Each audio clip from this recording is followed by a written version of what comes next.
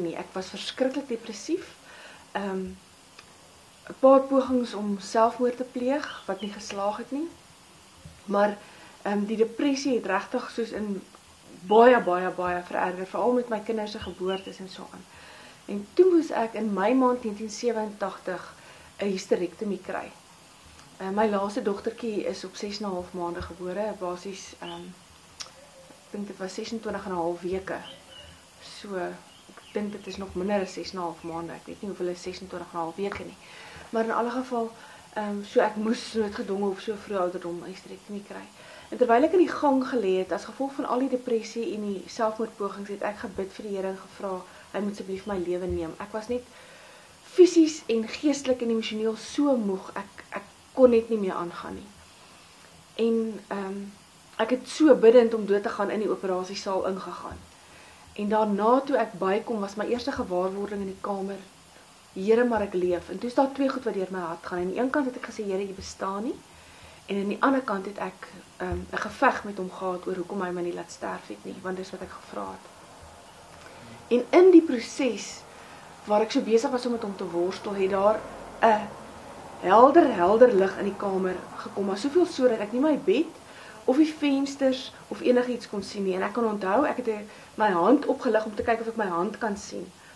En terwyl ek besig was om my hand op te lig om te kyk of ek my hand kan sien, kom daar 'n woord in my gedagte op, Matteus 10:39. En dis die eerste woord in my hele lewe wat ek by die Here ontvang het.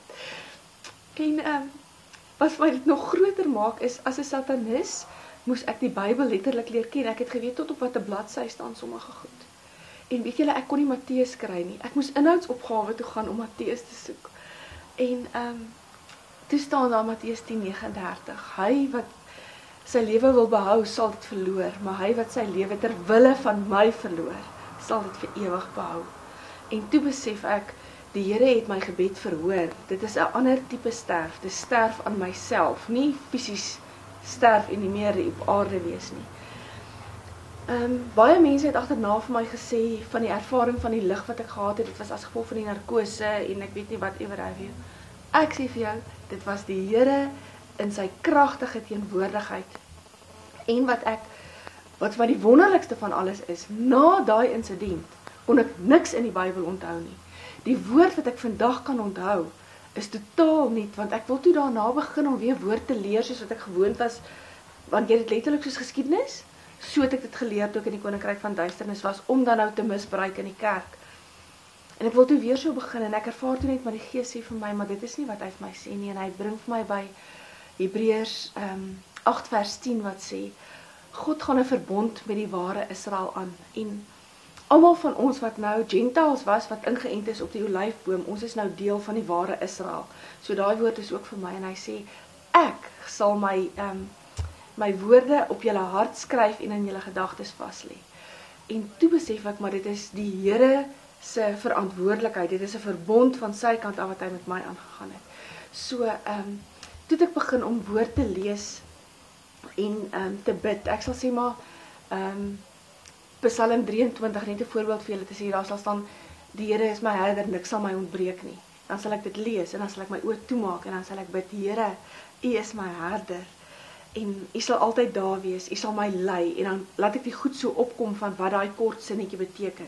So ek het letterlik toe die woord bidend begin lees, en dit wat ek lees, teruggebid in die hemel in, asof dit direkte woord vir my is. En in die proses het die Here die goed op my hart begin skryf en vas lê. En sonder dat ek bewus was daarvan, het dit my regtige krag en my wapen geword teen die Koninkryk van Duisternis. Want wanneer die aanslag gekom het, kon ek dit dan weerstaan. En ek dink ons moet regtig net ons intieme verhouding met die Here opskerp, in plaas van om al die demoniese goeders te bestudeer. Ek dink die duiwel steel ons tyd so. Want al daai kennis het my nie gehelp in die tyd toe ek op skool was, met die predikante gepreek het teen gebyte appels en skoenlappers en die piesteken en ek weet nie wat alles. Verstaan jy, dit het geen effek gehad om enige beskerming vir my te bied nie, maar 'n intieme verhouding met Jesus Christus sou. Ons verantwoordelikheid is om die lig in te bring, en wanneer die lig inkom, vlug die duisternis. Dit is 'n gegewe, dit is wat gebeur. Ek dink ons hou ons te veel besig met om die duisternis te probeer uitskep, en dit gaan geen effek hê nie. Want die Here sê, nader tot my en ek sal tot julle nader, weerstaan die bose en hy sal van julle wegvlug. En die enigste manier om hom te weerstaan, is om in Christus te staan. Basies die wapenrusting wat nou die dag vir ons aangehaal is. As ons die volle wapenrusting aan het, maar dan wil ek ook sê vers 18, Efesiërs 6:18 sluit af met die wapenrusting. Doen dit alles bidend. So ons kan nie net dit gebruik, al hierdie goetertjies opnoem, die helm van verlossing, die gordel van waarheid, die swaard van die woord. Ons kan nie net hierdie goed opnoem as ons nie in dit leef nie.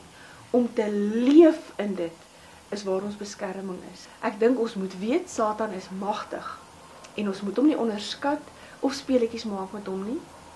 Daar's 'n skrif in Judas wat die aartsengel Michael, wat die meeste autoriteit het van God se engele, in 'n geveg was oor Moses se liggaam met Satan. En hy het hom nie daarin gelaat om Satan sleg te sê en aan te vat nie. Hy het net gesê, die Here sal jou straf. So ek is versigtig vir hierdie ding van, ons moet op Satan trap en te kere gaan en klap hom van jou skouer af. Ek lees dit nêrens in die Bybel nie. En as die aartsengel Michael nie eers daarop aanspraak gemaak het om dit te doen nie, en in Petrus is daar ook 'n skrif, dat ons nie met die bose ligtelik moet omgaan nie, dan voel ek ons moet regtig, terwille van ons eie beskerming en veiligheid, lewe volgens die voorskrifte wat God gegee het.